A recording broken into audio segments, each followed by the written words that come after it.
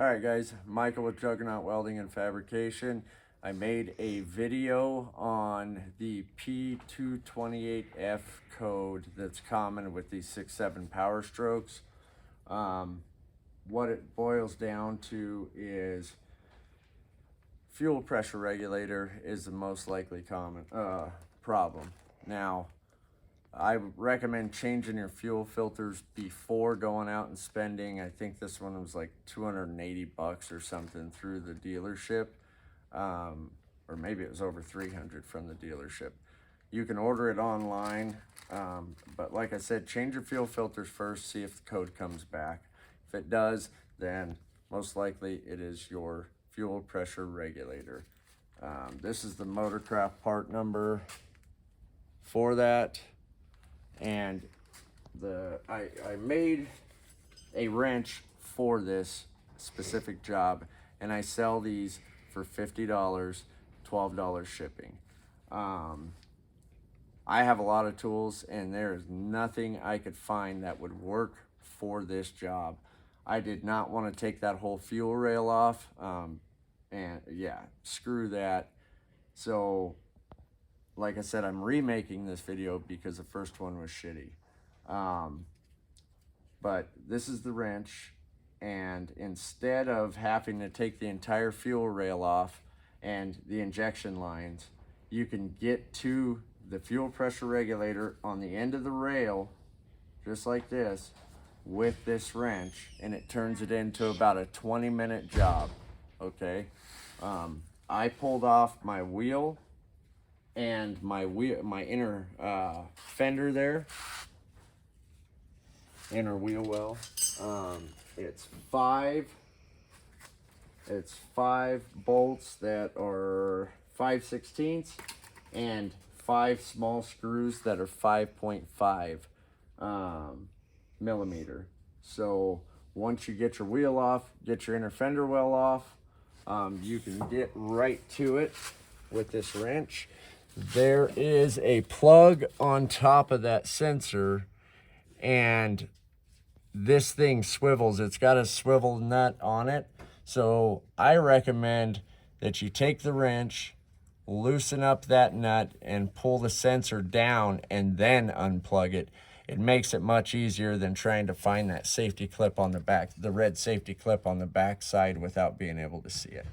So we'll go ahead and get this thing changed out and let you guys know how it goes. So let me get up in here on this nut. It's kind of tight because of your steering shaft, and you've got your brake booster up here, but you should be able to just pull down with a small amount of force. It's not gorilla tight, and that's the thing. When you go to put this thing back on there, you're gonna want to tighten it up good and snug with that wrench. Do not put a torque wrench on the end of that wrench. Anytime you extend a torque wrench out like that, you're not getting an accurate torque spec. Okay, so I know that, you know, a lot of people say take the fuel rail off and do it that way and then torque it on the table or whatever. I can tell you right now, I'm not going to go through all that. We're just going to change the thing out and call it a day. I've done it once. I'm just doing it for you guys to show you.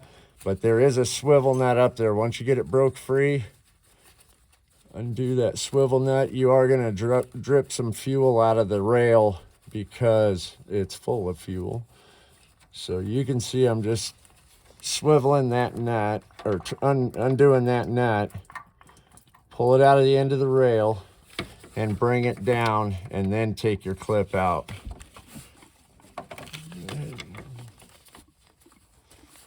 I may need a pick for it. Nope, got that red clip clicked back.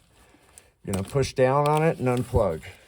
Okay, now that's what your fuel pressure regulator looks like. Now, we're going to take our new one. Make sure there's no dirt or debris or anything on there. Gonna go up in just like that. Now you're swiveling the smaller nut on this. It does look like 2 nuts, but there's only 1 nut, and then the body. So that the wrench we send you, you can either use it as a wrench like that, or it's got a 3/8 square hole in the end of it that you can use it as a crow's foot if you need to get a little more leverage on it. I know my nut was turned to where it was accessible right through this gap. So if yours is at a goofy angle when you go to put the wrench in there, you may want to use it as a crow's foot. But I've had a ton of positive feedback. I've had probably 60 people order the wrench, and I have not had any bad feedback. In the beginning, I had one guy say that the wrench did work, but he tried to put a torque wrench on it and bent the wrench, which, like I said, you do not want to put a torque wrench on that thing anyway, because you're never going to get an accurate spec. The only way you're going to get an accurate spec with a torque wrench is if you have a socket on it, or maybe a small crow's foot. But this is extending out 8 inches, and you definitely don't want to put a torque wrench on it. I'm just making sure that that plug is swiveled towards me.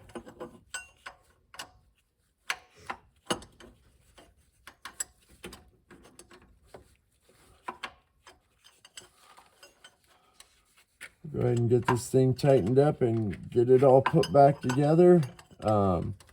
Thank you guys for watching, and let me know if you need anything. Phone number is 719-338-3734. Feel free to call with any questions. I will try to answer any. Thank you.